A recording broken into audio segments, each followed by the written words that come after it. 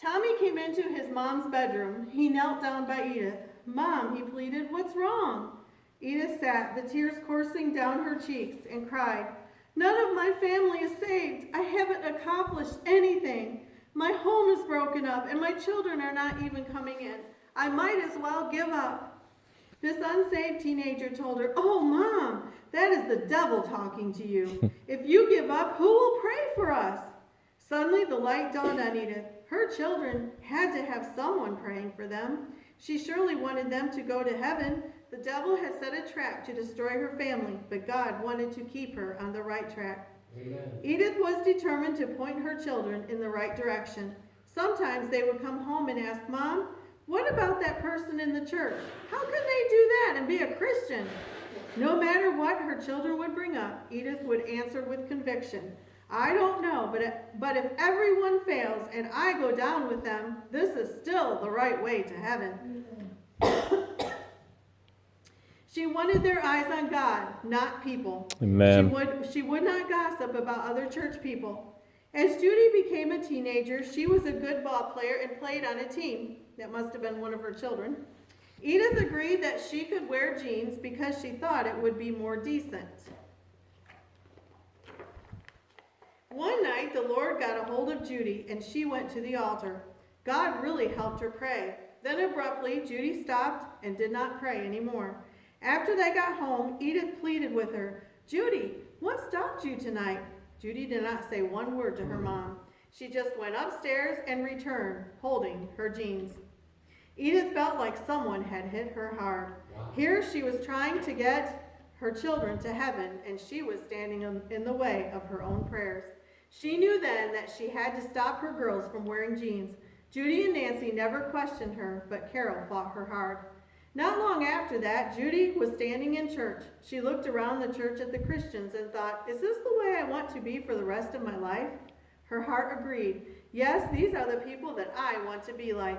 She was only 14, but right there she made that decision. She went to the altar and was saved. Her determination never wavered. It was settled forever. How happy Edith was that she had not given up, right on the brink of victory. Amen. Sometime later, Judy got the flu and could not stop vomiting. After a couple of days, her hands and body began to draw up. Edith sat down by her bed and began talking to her. She said, "Judy, you can trust the Lord. Even if this is your last smile, you can trust the Lord." Then God took over and Judy relaxed. Another battle was won. Their hearts were saying over and over, "You can trust the Lord." Edith got a sore in her tongue, and no matter what she tried, it would not heal. Nothing seemed to work. As the days went by, Edith's tongue was still painful. "What's wrong?" inquired the girl who worked beside her in the factory. "I have a sore on my tongue that's not healing," Edith explained. The girl's eyes grew wide. "Oh no," she warned. "My brother had a sore on his tongue. He found out that it was cancer. Now he was dying. Oh, he suffers terrible." As the girl began to describe everything about her brother's cancer of the tongue, fear gripped Edith's heart. On her way home, Edith whispered to the Lord, "I can't stand it if that happens to me."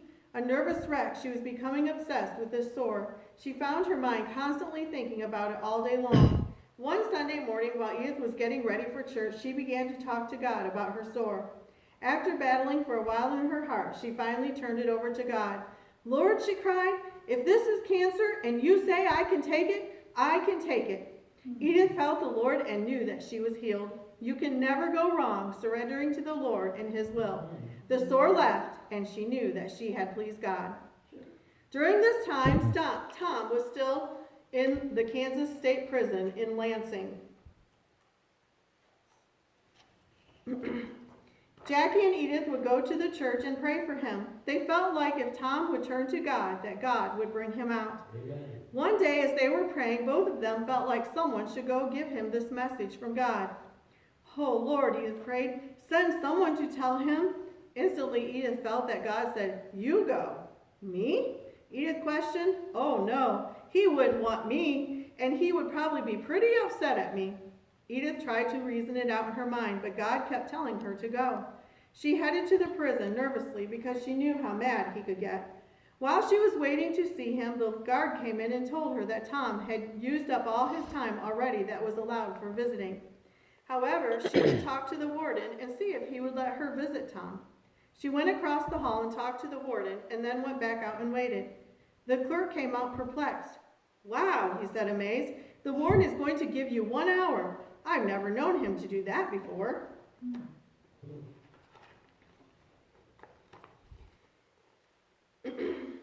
The guards brought Tom up for the second time since he had already been sent back. By then, he was mad, but Edith was determined to mind God. Boldly, she said, "Tom, God says that if you will turn to him, he will get you out." Tom snarled back at her and chewed her out. But when Edith walked out of that prison, she had perfect peace. She was as light as a feather because she had obeyed. A few days later, Edith got a letter from Tom apologizing for how he had treated her. Years before, when her son Tommy was a toddler learning to walk, Edith had touched God in prayer for Tom. She leaned down and told little Tommy, "The Lord is going to save your daddy." She felt so sure, but then the years went by, and he did not get saved. Through the years, he came so close to dying many times, but nothing seemed to stop his life of wickedness. One day he was drinking and shooting dope. He had already shot too much into his arm. Somehow in his drug-crazed mind, he thought he needed more, so he fixed up another shot. He put it into his arm and took about half of it. Something said, "Don't shoot anymore." Tom started to go ahead again when something said, "If you shoot any more, it will kill you."